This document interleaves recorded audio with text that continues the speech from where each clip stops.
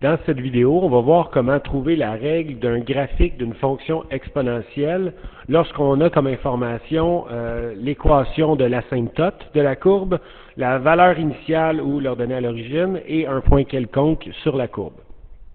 Donc, ce qu'on va chercher comme règle, c'est une règle de type y est égal à a fois la base c à la x plus k.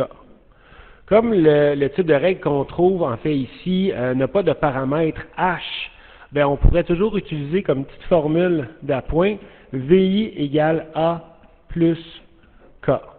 Donc, si je connais la valeur initiale, cette petite formule-là va être particulièrement utile pour trouver la valeur du paramètre A de ma fonction. Donc, on voit ici que dans le graphique, ma valeur initiale, ou l'ordonnée à l'origine, le point de la courbe qui passe sur l'axe des Y, passe à une hauteur de 4. Donc, je sais que ma valeur initiale est de 4. Je vois aussi sur le graphique que l'équation de mon asymptote de courbe passe à une hauteur de 2. Là. On le voit ici avec le point 0,2 situé sur la droite. Donc, je sais que mon asymptote a comme équation y est égal à 2. Et on sait que l'équation de l'asymptote d'une fonction exponentielle, c'est toujours y est égal à k. Donc, on connaît la valeur du paramètre k qui est de 2, plus 2.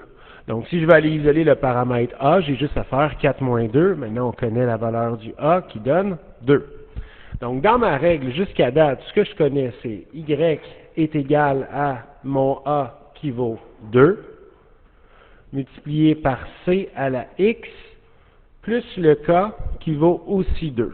Donc, il me manque comme information, pour avoir une règle complète, la valeur de ma base c. Mais c'est pratique parce que je connais aussi un point quelconque. Un point quelconque qui passe sur la courbe, qui est le point 1,8.